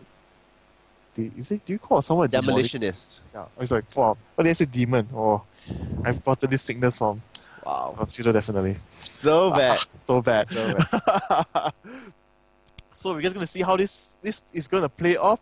I would like to focus more on Stanley against Noi at top, definitely, because it's going to be interesting to see right there. Because Jace is known to be more dominant champion at the top lane over Jax, I would say. Yeah, so it'd be interesting to see how well Stanley pulls off this fight, so to speak. I mean, a lot of people when they fight Jace at top lane, they feel like, oh shit, it's going to be hard. You could definitely you have more than 50% chance of losing. I would say. Because of his versatility, his high burst, you would say at the same time. Yes. A lot of champions, if you don't have the same you don't have a very high sustain or high burst, it's going to be hard to fight against Jace. And Jax, he doesn't have both of them in the early stages of the game. That is true. Yeah. So that's why it's going to be very interesting to see how Stanley plays this, in my opinion. I mean, maybe I'm just over interested in it, so I'm being more zealous, trying to promote it even more than usual. But yeah, you're gonna lose. I like the fact that yesterday we just promoted Riot Graves, and then Manila Eagles promoting Riot Graves. See, my Sona costume is back on again. No, that's not. NBC But Sona. using Pentakill, using classic skin, so well, it's okay. For now I shall use my classicness. my classic skin. It's okay, and next time I will use a different skin if you guys want to see. So yeah. Oh, something's happening to our background twice. Magic. See, your skin is actually disrupting, my skin is just so amazing that everything is just disrupting the people behind the scenes. I like that my musical instrument is right in your face. Like, no, stay away from me. Just check out my cleavage, man. That's like massive cleavage. Oh my god, my cleavage has got bigger still. Whoa. My cleavage is just out of this world. Just gonna continue hiding. Let people focus on your cleavage, I suppose. Can you only imagine if someone actually had boobs this size, like, and with a body frame like that? Wouldn't she have like huge back problems? I don't know. Like, I should go. So she floats in the air. Wow. That's why Soda floats. She doesn't walk. I don't know. I don't know how exactly this is going to happen for Halloween when I have to put on this costume. Like, I might end up with back pain worse than carrying Teddy. It's just... That's so much more lighter than your boobs. Wow. I was much lighter than Well, we're actually going to go back into game right now. So enough of Sona shenanigans. We're going to see Sona in game. Manila Eagles versus... Sorry, Taipei Assassins versus Manila Eagles. Teddy on the side of Taipei Assassins. Yes. Me, myself, Pseudo on the side of Manila Eagles. Going back into game right now. We see them all in middle lane. Running down. The pings are going off. It looks like they will be separating. Vladimir actually headed to the bottom, so yeah. So for what was mentioned by Pseudo just now, we have a wager going on between both of us for this game. He is supporting MLE and I am supporting TPA. So definitely TPA is going to win this. MLE has no chance, even though I did beat TPA once, but that was in the past. That was so long time ago, so long gone, and it's going to be impossible right now. We have Stanley on Jax once again, and he's going to blow our mind, I would say. So when I'm going to see actually both teams going to be very defensive. Wards already being planted on both sides. Sona actually went up to... Oh, there seems to be another error going on right now. You know what? It's destiny. People want to see me in my Sona costume once again. I'm just going to hide right now. Just give me your invisible cloak and I'll just... Yeah, let me give you my invisible cloak. So invisible cloak, make Teddy disappear. There we go. But no, we're actually going to go back into game. And I'll take with my invisibility cloak. Thank you so much. Okay, so right now we're going to see... Now Toys is actually being caught out of position, sort of. Just partially. got one hit. It's just okay. got one hit, One hit, it's okay. He was stunning the brush, and he did spot them from afar and was able to run away. They were not able to close the gap, but actually they're going to... So they actually tried to get a kill, maybe try to be aggressive, but no, both sides got to fall back after that instantly.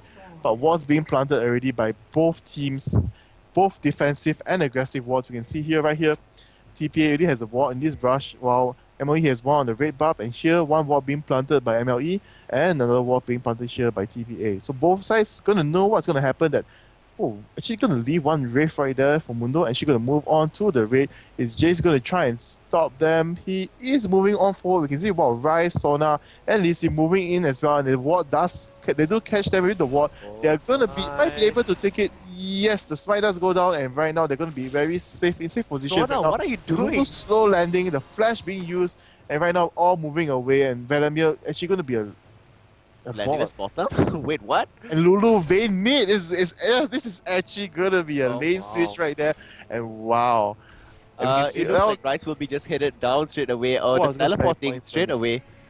Yep, so that he will be able to get that last CS, possibly trading away there. And I don't know, I kind of like the AP champions being at bottom because they are accessible to the blue buff. Yeah, definitely. But then we could see that just now, because they tried to counter the raid that failed, MLE is a bit slower in terms of getting the jungle right now. Yeah. It seems going to be a bit much more slower, but in terms of the mid lane, it's actually in the favor of TPA, I would say, because Lulu's casting range is much further, and it's much shorter, easier to make the things happen, I would say. Yes, definitely. So yes, what's interesting to note as well, that in the mid lane, the supports can actually ward up the bushes, and they can be actually a really, really safe lane. And see, they already have the one mob planted down, and do catch Misery right there. And while Misery actually going to move in to challenge Misery right there, they might be getting... Oh, never mind. Wow, actually, Misery took a huge beating actually from it. Missing, first of all, a resonating wave out there. Now VYY going to take huge amount of damage running away. Rebenga coming to poke, and just look how low he actually went there. Sadly, the boss. What's going to happen on top? Wow.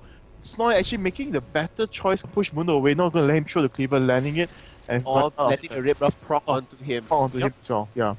And we can see right now, the mid lane wise, against Lulu and Vayne, in terms of a short lane poking, it's going to be in their favor because, Lulu, even though being a support, her normal attacks would hurt so much more because she does have the help from her fairy friend.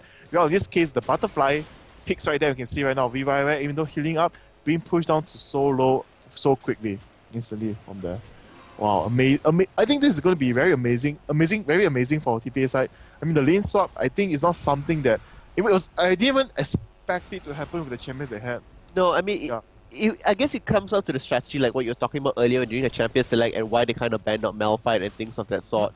And also Maokai, because if Maokai ganks mid, he's going to be able to catch someone no matter what. Yes, Because that's for sure. Be able to flash away from Alistar much easier, but with Maokai, it's just going to follow you all down, the way and catch you there. So I believe that was the reason why they banned Maokai. Yeah, Maokai is a very strong jungler in terms of just keeping you there in the position they want you to be. And you can see right now, TPA, BB and Mistake being very aggressive, actually taking the waves before going back to base after pushing MLE far away. I can see right here, Little Boss actually camping the top lane for quite some time, going to try to catch Snoy off guard, and he does move in. Nope, he's actually going to try to find Lee Sin after this, I believe. And wow, Stanley with the help of Little Boss, just for that short period of time, is actually pushing himself to be much more far ahead as as Snoy does not have a ward up, so he does not dare to venture too far, as Mundo has not been seen yet anywhere. But just look, what's very interesting to see on the map is that, wait, can you do the champion swapping thingy again? So that I can... I'm so excited, you know. No, so I can better explain it to everybody else so they don't have to be like wandering eyes up and down. Is that at this point, there are no kills, but there's a 500 plus goal lead. No, wait, what am I saying? It's not even 500. 600 now to 5, yes. Yeah. So there's a 500 goal lead out of nowhere. It's not okay. It's just out of CS, and 500 in 5 minutes is actually quite considerable here. We do see that Vayne has 40, Graves is at 24. Yeah. That's quite bad. 16 CS at this point. Definitely. This is a very short lane, so to speak. You can see right there, in terms of trading hit, if you do not stun Vayne, you're gonna take down huge amounts of hits. And it being the mid lane, without that stun, so to speak, Vayne's just gonna dodge back shot, slowly poke you down, and once he pokes the silver boots and half-life. Well, it's also interesting to note that in mid lane, they do have quite a number of... Oh, the Residency Strike does connect. Will Stanley actually go down? Oh, dodging away. No, they will not be coming in. Mundo did come in there to Popsy do a sweep out there. Misery is very, very low at this point. Snoy taking huge amounts of damage. First blood actually onto Stanley. Wow. Nice jump away. And looks like Misery will go down as well. No, but will be flashing away. So instead of becoming coming down on the rise, they do notice that, so they do not choose to push on much further. But it's a bit too Rise late. Is not going to teleport. It's just cancel it. Yep. Yeah, it's a wise choice, I would say, because you just put the teleport into half of the cooldown, original cooldown, so to speak. Yeah. So it's not wasted. Because if he did teleport up there, it's not going to get anything. He's going to teleport back and then move down, unless he decides to do a lane swap, which I think wouldn't really go all that well. But it looks like VYY managed to actually get Lulu there at mid. Surprisingly, our camera did not decide that was interesting enough and decided to opt to see what was happening in the jungle. So I thought about that. But yeah, so it looks like that was a nice trade there. So Manila Eagles now back on the board again, so it's 1-1 at this point. I like that. I think they played very well. They played very aggressive. They used the exhaust ignite. I think Mistake was being a bit too aggressive, most probably. Well, a little bit too complacent, I guess. Yeah. So right now it is 1 kill, but still the goal difference is at large in terms just because of the CS. And also the first blood extra 100 goal there, the difference. It's not that much, of course, but in terms of right now, you can see from the level difference, it's going to play a big role. As Little Boss is 5, almost 6, and Misery just got to level 4 right there, and then Jax is at level 5, Jax is level 6, while Jace is at level 5. Yeah, but we're going to see them secure the blue, and they're actually going to swap back the lanes. Yeah, simply because they did see that TPA Assassin swapped back, so they're going to respond as well. But I mean, it's a good lane swap in terms of for TPA, because Vayne already got the early advantage, just in terms of the overall CS. But I'm pretty sure Vayne could have gotten the early advantage even if they were at the bottom. I don't think so it would have been all that bad. It'd be much more harder because they already used 2 wards in the early stages for both sides. If you notice, like, they bought 4 side wards, 2 wards planted at one of the opponent's jungle, one in their own area to be safe. And of course, if you have 2 more wards left only, you're going to be able to stay in lane not for that much longer. As Lee Sin is can gank as quickly as Mundo as well, and you will see Lee Sin already diving in instantly, slowing down Mistake being aimed, and Nope is going to be able to fly away very safely. I mean, I like the fact that Mistake could possibly have gotten out there. Manila Eagles doing a good job there, but Kaigu engaging onto Lil Balls, I don't know about that whatsoever. I like the fact that Vladimir is coming here on TPA Assassins, but Kaigu will be able to get out. I don't think so he should be doing any ridiculous things of that sort. Like, for the fact that he does have the red buff and the blue buff. I mean, the blue buff not so, but the red buff will slow him down considerably, and he isn't all that tanky yet. I'm not sure if BB should be even on this BB side. should be on this side, definitely. He has a cleanse, he's not afraid of the exhaust going off, and once you kill the support of Sona right there, it's going to be very easy to take shot. Look at that huge vein. Giant vein. P5 fuck. Grace stood not a chance. You saw the storms coming up. It's crushed. I mean, Vayne is one of those. Vayne's against Grave is actually very simple. You just need to make sure you dodge the buckshots. Dodge the buckshots perfectly well. Just get hit by one. And after that, in terms of training hits, you can trade that. Yep, definitely. So that's why, like in the early stage, if it was just at the brush bottling fight, I would say that Sona and Grace will have the advantage because they do have the brush in terms of the range, so to speak. I mean, if Lulu wants to poke, he will get poked back at the same time. But in terms of the laning, of how it transitions, how far are this, how can the gangs come in, it's going to be much more harder for them to protect each other, so to speak. But the mid lane, the ward was already planted, was used already for defensive warding, and it just continued protecting itself from there. And it was easier to be safe and get away. And the CS they don't travel that far. Yeah, that is true. It doesn't travel that far, yeah. You know, Vayne, you always be afraid of early gangs because an early gang just shuts you down. It's much faster. I mean, much more compared to other AD champions because you have no ways to clear away minions that fast. Yes. Yeah, like Graves with buckshot, Severe boomerang blade. When for Ezreal, it's the same thing, but Ezreal with his basic shot is on a very fast cooldown. It allows him to clear it very quickly and it's low mana cost. For Vayne, if you use your Tumble a bit too much in early stages, it's going to end up with no mana. Yeah, that's very true. Yep. Yeah, that's why. So that's why, in my opinion, that was the whole point of the early lane swap, and forcing MLE into their pace of the game. Where Rice, he did not lose CS just because he had teleport. But if he did not have teleport, then TPA would be even worse. Yeah, it's been worse so far. And you can see here right now. Rebecca! Oh my god, dancing. Sona, let me telepathically tell you to stay away from there, please. Yes. Teleport does go down at the bottom. But the Ignite does go down onto Rise as well. Missing the resonating wave. Oh wow, the strike does not actually go down. Little balls there. Look at the crescendo. Nice crescendo. Does go off. Everybody is very, very low. The exhaust did go off after the cleanse, so I do like that misery of 1-for-1. I think BP was a bit too aggressive, but I suppose he got the kill, even though his support did die, but it's going to be fair. And did it force them to stay there for very long, and Toys is just going to free farm mid, and for Vladimir to be free farming. It's a bad sign. It's a bad sign, definitely. It's a very bad sign. It's going to be the same thing as what Chawi did. He was allowed to farm a lot. Huge advantage.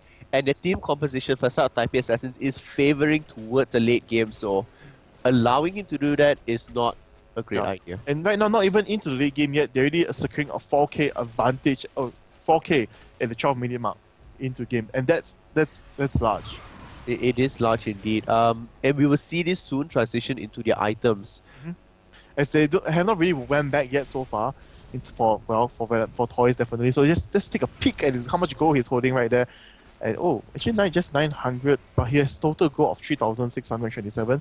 And with the items, he actually has a Hexite Revolver as well as the Kinder Gem, and that's actually a lot. And we couldn't focus on top so much because there was nothing much happening, everything focusing on middle to bottom. But we can see right now, with just the help of the early gang from Mundo in the early stages, Stanley is actually at level 10, while Snore at level 8. Snore actually died once. Did we miss all the action just now when something was happening? No. We see right there a free dragon going on to the TPA right there, not contested, and we can see right now they're actually going to move on to the blue buff instantly, and they're most probably going to give it to Vayne because it's just the extra money and just extra cooldown make her much more stronger. And you can see Toys flashing away, very quick response, and here Ember Vanguard caught off. Nope, not going to be able to kill him. And while Little Boss with the ultimate charging in to help Toys in the mid lane. Kaigu has no mana. Kaigu being going to be stopped. Wow, look at a huge Mundo. And wow, the cleaver lands over the wall, and they're going to have to fall back because Graves smoke bomb and everyone's in position right there. That huge Mundo. Well, basically at the end of things, what we do see is that Manila Eagles is losing huge map control. Their map awareness isn't actually all that up there because they don't have that many wards. So they are literally playing blind at this point. So it's not working out for them because of that. Like, they're playing blind, they're getting caught off guard. They can't see exactly what's happening to Taipei Assassins. Taipei Assassins know what's going on. They know the fact that Manila Eagles does not have wards, and because they have not seen any support buying wards, and so they're roaming around freely, taking advantage of whatever they want. That's what it is. take a closer look again at the goal, and you can see Vayne has already, with the 3 kills, 123 CS, has farmed up a total of 5.4k gold. And he's holding 2.2k now. He's holding 2.2k right now. It's just so much. He does not even need to get a BF sword at this stage. If he does get the early Phantom Dancer, it's actually going to be enough for him to shut down most of the opponents. I can see right now, after taking the tower, BB being so aggressive, but going to fall back after that. Going to be show aggression but play safe at the same time. And you can see here Benga being stopped by mistake, and they're gonna fall back after this, and they still do see Lee Sin come into frame for a bot lane. And wow, we can see after them missing the skills, that's the best time for Vayne to move in, and BB is doing a very good job at that. And seeing that once his opponents have missed the skills, he's going to charge in and dish out as much damage as he can. Trade hits, not going to trade hits at all, but just proc his silver boats once. It's going to be putting him a very high advantage in terms of killing them, shutting them down much faster later on when the team fight does happen. I mean, Manila Eagles, come on. I know you have it in you. Like, guys, you guys need to ward up. You need to play safe. But there's no point in playing safe because right now I can see they're just tower diving. I mean, this is like a 3-man tower dive. Like, Soy does not stand a chance. I don't know why Toys even decided to sanguine pool. He didn't even need to. I mean, I suppose they just wanted to slow him down as well at the same time. He couldn't run. Clear the creep. I mean, there's no. I mean, it's fine for him because they know that no one's coming. They just want to clear off everything. They're just toying with him at this point. I wouldn't say toying. Like he used the pool to clear the creep. It's toys toying. Okay, fine. Toys. Whatever you want. But his toying strategy is very good because they're still winning. You're just happy just because, like, most likely TPA has to win this and you get some extra points, isn't it? That was just 1 point, so it's going to be back to the tie. And tomorrow. But still, it's better than at a disadvantage, isn't it? Bangkok Titans will win on Sunday, and then suddenly you get punished as usual. Like how they won last week. No. I will not get punished this week. So we will see what happened after that. And here we can see TPA overall this match, yes, doing very well. Just holding all objectives, dealing opponents buff, moving around, high mobility, Mundo being played very well. For those of you who don't know how Little Boss actually play Mundo, I actually saw it post up on his Facebook page, and I've tried it. It actually makes Mundo much more higher sustain as a Spellbam. Much more higher sustain even before going to level 6, because he uses Spellbam Quintessence. At the same time, his mastery is actually 1911. Taking additional 3% more of Spellbam in the mastery page, leaving it to 9%, and it actually helps him a lot with not only his burning agony, every time you throw his cleaver, you heal. I'm like, you heal more than you should, like almost 10% more. It's actually a lot more. It's a lot more, and I mean, it really does help, especially in the jungle when you're running around, or if you're playing in the top lane and you throw out your cleaver.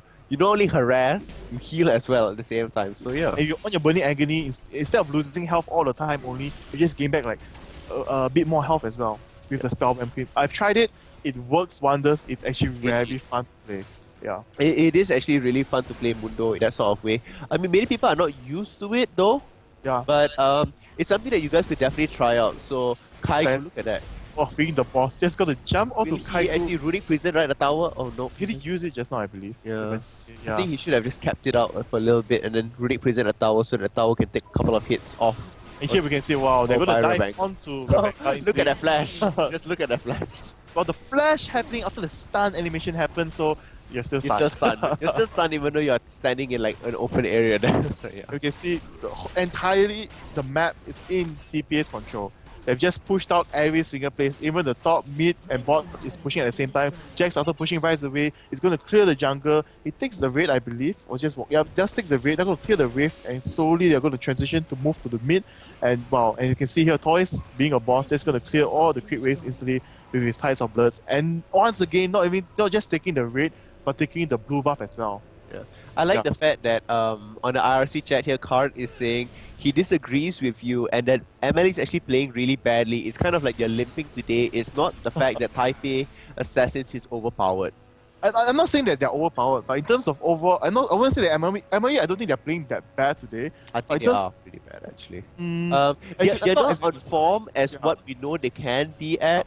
And they are making actually pretty rookie mistakes, like the warding. Definitely. But this is something that, because they're pulled, it's like how when you play even in basketball, normal sports, like when you're pulled into the tempo of your opponent, into their play style, into what they want you to do. You get sucked into it and you go off rhythm very easily. Very badly, and this is what is happening. So like Taipei SSC is not doing anything very overpowered, or their players are like super overpowered in But comparison. they're controlling the pace of the game, and Yes. because they're controlling the pace of the game, Manila Eagles are basically tripping over their own feet Yes. because they can't do anything. Look at that, Kaigo instantly damaged. Oh, polymorphed. Yes, Cancelled polymorph, out. and his teleport is used up as well. Yep.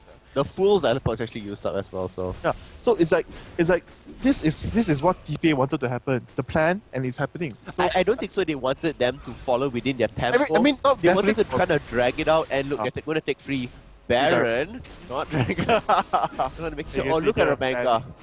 Even Just with leave the the- exhaust going up, Chris gonna jump Santos onto him. Yep, and now gonna move on to Graves. Graves with the fish, with the why? red buff and the fish blocking. Not a DIY, chance. goodbye, not a chance, definitely. And here there goes the double kill. Jax with the ultimate being so tanky gets a walkout like a boss. And this is one thing that And they get Baron as well. Like, to get buried wow. as well.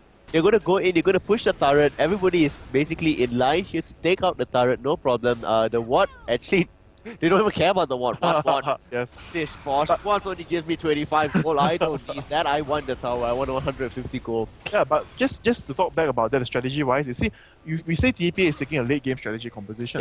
Yes. But their planning has mainly happened that they win the early game, which becomes their mid-game starts much earlier, so to speak. That, I would say a huge Trolling. factor of that is simply because when they started off GPL several months ago, they were all about late game, they were all about team fights, and their laning phase was so bad. I would say it was so bad, but it's much weaker because of the champions they selected. Oh, come on. I mean, Singapore Sentinels could easily wipe them out early game. And they have been working on that so well that even though they have a late game composition, they are owning early game. Mhm. So, I mean, it just goes to show how much they've been practicing and how much they've been doing things at the moment. And it doesn't really matter if I have a late game champion of Carters. They can still make things work. They can still make things happen to their advantage. And that's what Manila Eagles and many of the other teams do not have. But they're actually not only just playing tank in terms of tankiness. Look but at the huge Jax. Okay, look at the fight is happening. Let's go to that. You can see that jumping in. Jax is Ghost gonna get the kill. Nope, he's gonna move on to getting BB, stacking a bit, and BB using the cleanser. They're gonna charge right in, gonna take a few tower hits, will not fall down, but they do not get Kaigo as well. Right now we're gonna move on to the mid inhibitor, and now just hitting minions. All of them are gonna heal up very quickly because if you have not noticed, there's actually a Ziggs Herald right there on Little Boss. He's actually playing a tanky support Mundo, I would say, where both They're Jax centering around Lee Sin and Vayne to deal a lot of Jax. damage. I would say... Oh no, what am I saying? Yeah, that's Yes. why, once again, I'm telling you, I'm getting confused. No worries there. But I mean, let's look at this. It is a 9 kill advantage. And it is more than a 10k lead. In fact, that's a 16k lead right there. The 16k lead came from all the additional CS. Just look at the CS. No one on the side of Manila Eagles has reached 200. And we see 2 members on the side of Taipei SSC has reached 200.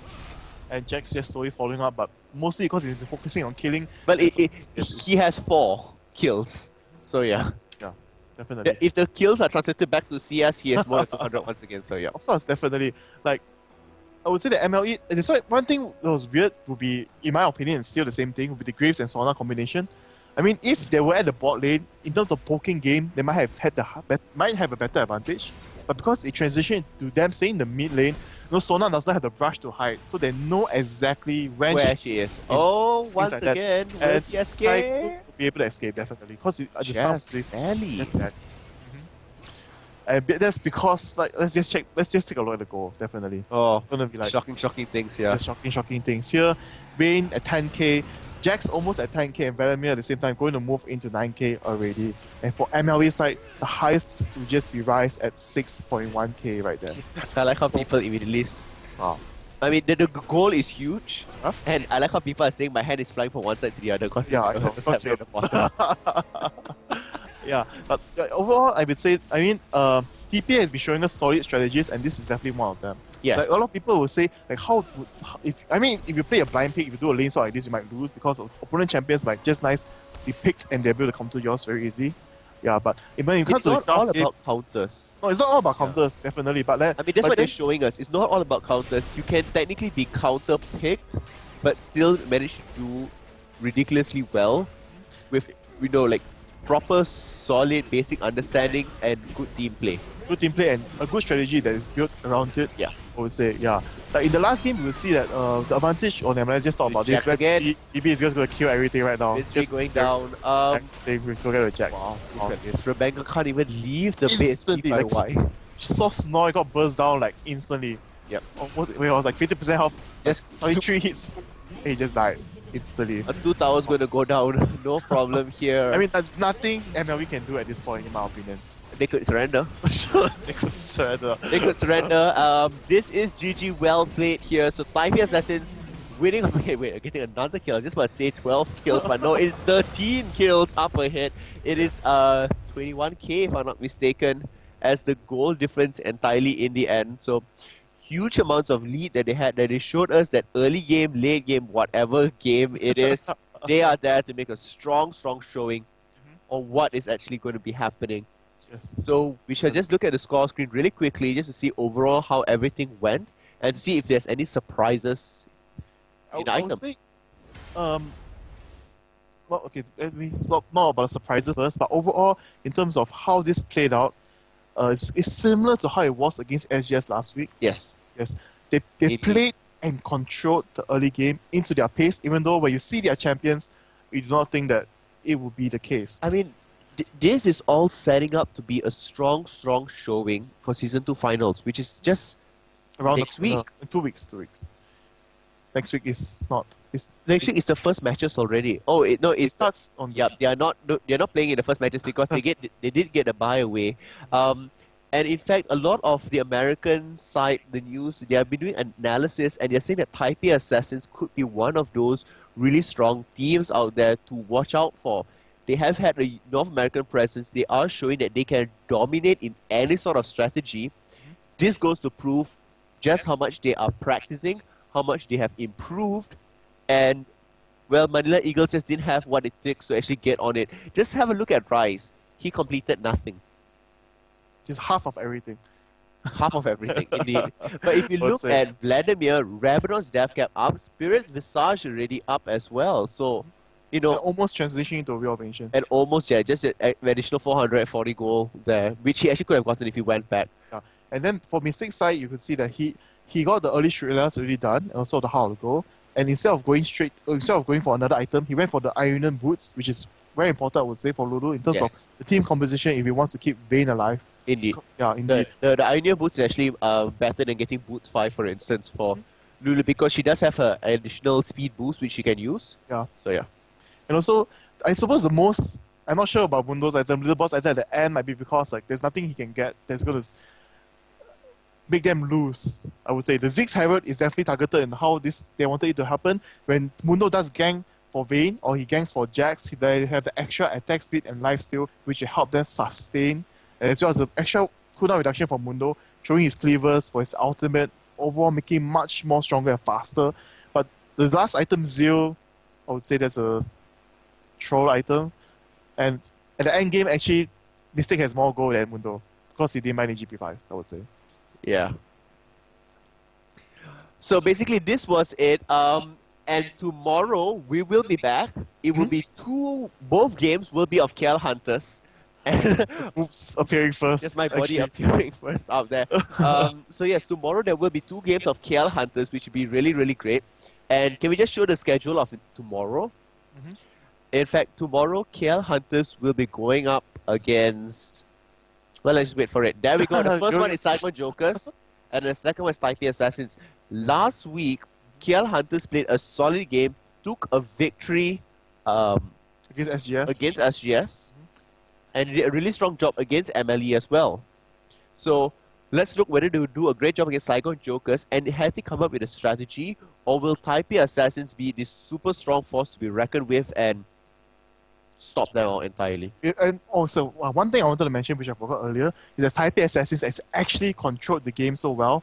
Last week, they won in 20 minutes and 58 seconds. And for this week, it's like 24 minutes and 47 seconds. Yeah, it's like they're keeping it to ending it in 25 minutes, so to speak. They want to maintain the control. They maintain the control so well in both. Who said this? I can't remember. But did someone say something like that? If I'm not mistaken, it was the Odd One and Dyrus who both said this in the end of Season 1. You play to finish the game at 20 minutes. You don't play the game to finish in 50 minutes. If you fail to finish the game in 20 minutes, you have actually lost. Because you should be really strong and really going out there from start to finish. And you should be able to end it in 20 minutes. So yeah. My body seems to be appearing and disappearing, my Sona body.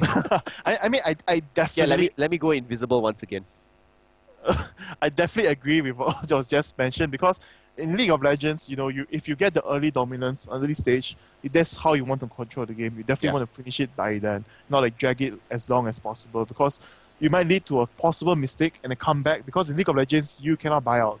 Yeah, that's the two. You don't want them to have to come in with a comeback, to possibly lose out Dragon, lose out Baron. So going in for the early advantage, if you can get the early advantage, go in all out and win by 20 minutes. Force them to either surrender or be in their base by 20 minutes, and that's how you could go. So we shall see if this happens against KL Hunters tomorrow. Yes. And so we're actually going to mention about the Triangle Garena Shells, but there was I think we did not get the question for today because there was a bit of miscommunication on our side there. I think if you haven't noticed, the Singapore Carnival Garena Carnival is actually going to be delayed. Yeah. It has been shifted to 24th to 25th of November. So that's why they've been rushing some things up at the stadium area. So we couldn't get in contact with them about what the question was going to be. So do tune in to our Facebook page, Garena League of Legends. Posted there. It'll be posted there very, very shortly after this. Definitely. Yep. So just the rules, just to mention it, even though we don't have the question, winners will be announced on Facebook the following Monday. Shells will be credited on the following Monday after the weekend. And the contest is only open to summoners on the Singapore and Malaysia server. And lastly, as you have mentioned, for today, the games were fantastic. Both sides did quite well. I think it's some place to see, something to learn for both games. Yep. But at the same time, we hope to see Hunters perform tomorrow, as we have shown in the match schedule. And also, if you have seen the marketing banner, the 2 hits are better than 1. We now have Don Murray. He chose to be benched, I would say. He chose to take a back seat because as a strategist, you want to take a third-person point of view to look at every single thing and be able to analyze things. So if you're in the heat of the moment, you are consumed with emotions and what you see at that point, and you can't actually take this zoomed-out view and look at everything goes around you. So it is a calculated thing here that Don Murray is stepping away, allowing his team, the 5 of them, to go out and play, and he's trusting Goldens to lead out the team to make sure his vision of his strategy is carried forth when it comes into the game. So the 2 of them combined together, these 2 hits, are better than just one person doing it all by themselves. And you're going to see how well they prove themselves tomorrow when they play against Saigon Jokers as well as Taipei Assassins. I guess because we'll see you tomorrow where we will be the mainstream. We will continue our wagers out there. Yes, so for tomorrow, both games, I support KL Hunters. Definitely. Why are you suddenly so quiet? Like No, just somebody's asking like how do we win the GS there. So yes, my body is up there as Sona. I'm going to raise myself so your instrument doesn't block me. Yeah. So a question was asked, like, how do you win a Triangle GS? Then you just need to visit the Garena League of Legends Facebook page. You just need to answer the question there, and they will pick a random winner, and you'll be notified on next Monday. Yep. And if you do win, they'll also let you know how the whole process goes, so don't need to worry about the Triangle Garena shell cards right there. Indeed. So that is it for today. And this Sona Ubage is getting bigger, and so is the instrument, just to purposely block my face right there. Nobody wants to listen to you, and okay, yeah. So move Sona here a bit, and I'll shift here. Yep, there we go. Thank you so much. We should just hide now, actually. Yeah, okay, so we can hide TeddyTibbers right now. Invisibility cloak, go! This is an invisible TeddyTibbers, and this is Pseudo/Sona. See you guys, thank you guys so much for watching, and we'll see you tomorrow on the mainstream with the KL Hunters game. Yes. See you again, bye. Good night, goodbye.